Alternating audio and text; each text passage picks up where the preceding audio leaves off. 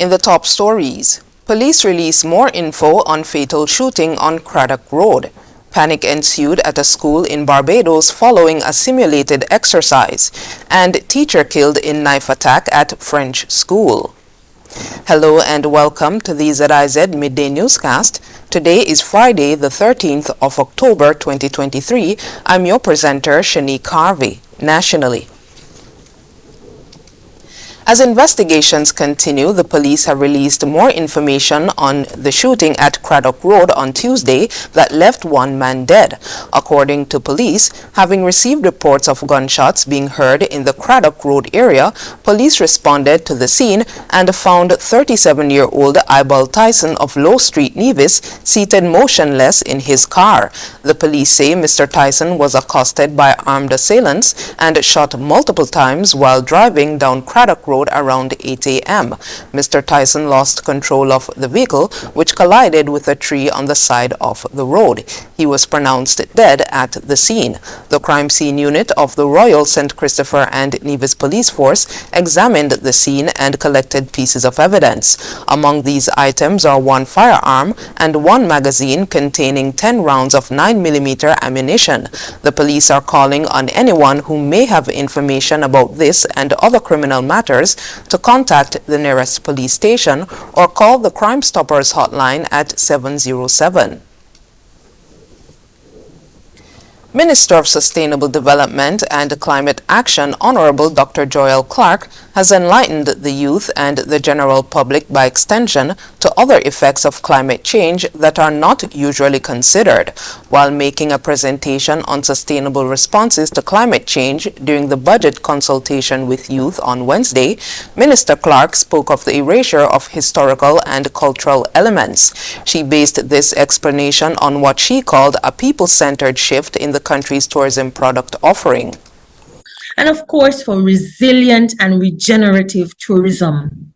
It goes far beyond sun, sea, and sand, but it's more inclusive, more people-centered, about cultural restoration. And I always have to pause here and say, many of us forget that climate change also means a loss of culture, a loss of history, a loss of biodiversity, a loss of traditional fruits that we are not going to see anymore because the climate is changing. So we're not just trying to protect our coastlines, build stronger homes, but we're trying to preserve history and culture as part of our Sustainable Island State mission.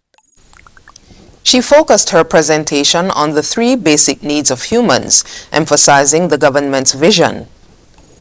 And just as an example, when you're thinking of water security, it's are we going to power our desal plants to renewable energy? How are we protecting the aquifer? Do we do additional drilling?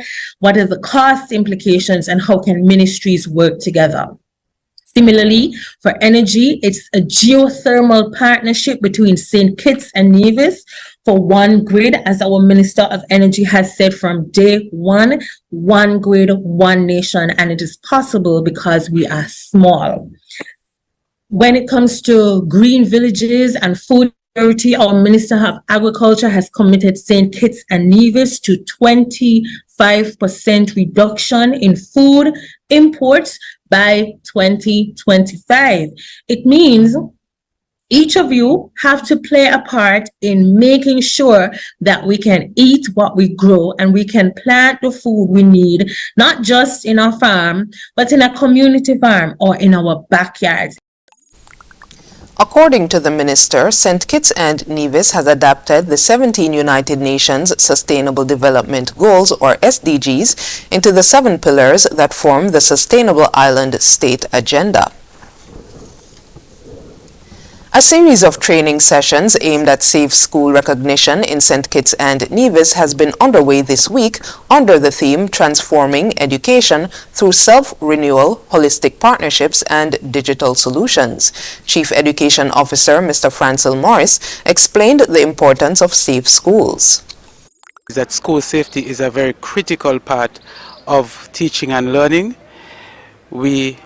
As we participated in these activities, they have been quite engaging and has reminded all of us as educators that school safety must be an integral part of everything that we do within our spaces to ensure that our students and the stakeholders remain safe. The safety measures that we discussed, they go beyond just the natural and man-made disasters, but we also look at the psychosocial support that is required for persons within our spaces.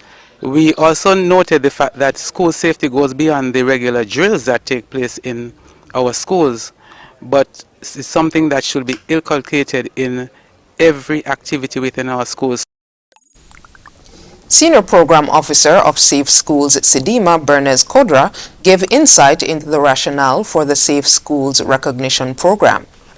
This program is geared at looking at safety measures that schools have undertaken, also to train principals and school safety officers in the general efforts and helping them to put together the school safety plans.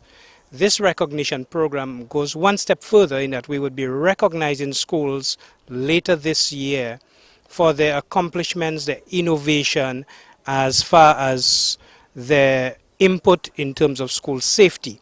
So we are also going to be training our assessors who will be going out to assess schools as the assessors go out in various areas as it pertains to school safety. The Caribbean Safe School Initiative is part of efforts by UNICEF, Sidima, and the Ministry of Education to develop national strategies for school safety. We move now to news on the regional scene. A simulation exercise at Springer Memorial School in Barbados on Wednesday went awry, generating panic among the student body. Instead of preparing students for an unexpected attack, it resulted in all types of health attacks. CBC's Wendy Burke reports. From what CBC understands, the role play with armed men created more than a panic, as several children were scared to the point that it caused them to develop anxiety and asthma attacks.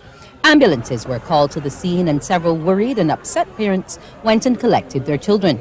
Andrea Goodman is a mother who rushed from work, told the media her child has never been exposed to such. I get a call saying that it was a drill. My daughter traumatized. I know how my daughter is, and I do not think it should be a drill with cutlass. Men on the blocks with cutlass, and you got girl children in the school. Right now, I was traumatized at work. I could not leave because the state I was in. Ms. Goodman says her child suffered bruises and someone took her home. My daughter is not accustomed to this. No cutlass, nothing. She have a cut on her feet there. I'm going to take her to the doctor. Principal Cheryl Gill explained to CBC News the rationale behind the exercise. This was an exercise which was undertaken to ensure that the school will be able to respond to a real-life situation which required a lockdown. The members of the staff were briefed yesterday, and again this morning they were informed that the simulation would take place. The lockdown lasted for about just over 4 minutes, and the students who panicked were seen by medical personnel, and none of the students had to be taken away. Some parents came and collected their children or wards in an orderly manner, but a large number of students also remain at school supervised until the normal end of the school day. She apologized to those who were negatively impacted. I'd like to apologize for anything that has happened to the students or any inconvenience or distress that was caused as a result of the exercise.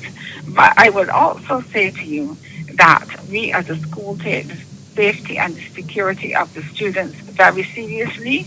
We have protocols for entering the school, but however, an intruder is an intruder. Wendy Burke, CBC News. Antigua and Barbados tax authorities are embarking on a slew of measures to ensure greater efficiency and improved compliance. ABS's Theresa Goodwin reports. The Inland Revenue Department is adopting innovative means to ensure that taxpayers are paying on time.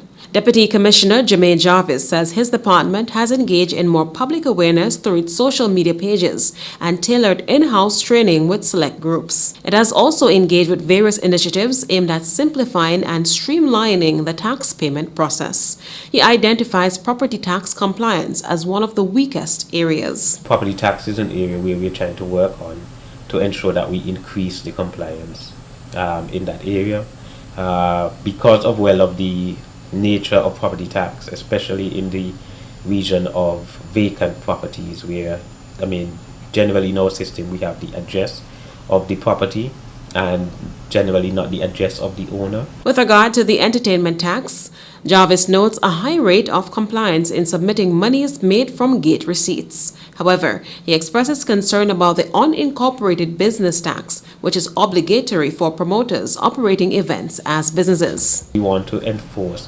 that part of it and to let people know that it's not just the entertainment tax. So long as you're providing entertainment, you also have a business that is running. And so that business is also subject to unincorporated business tax on any profits that is made from the event that you would have put on. Work is also ongoing to ensure that Airbnb operators and other businesses offering short-term rentals are paying their fair share of the Antigua and Barbados sales tax. A little over 1,000 individuals are operating in this area. We want to put in place a system where persons who are actually renting would specifically file with us at Inland Revenue. The government has gone as far as to try and arrange a relationship between Airbnb and Antigua, and that has not been successful. They do not want to sign what you call a voluntary compliance agreement. However, there are measures that can be used by us here, some of which have been implemented specifically during COVID. Persons had to be registered. Teresa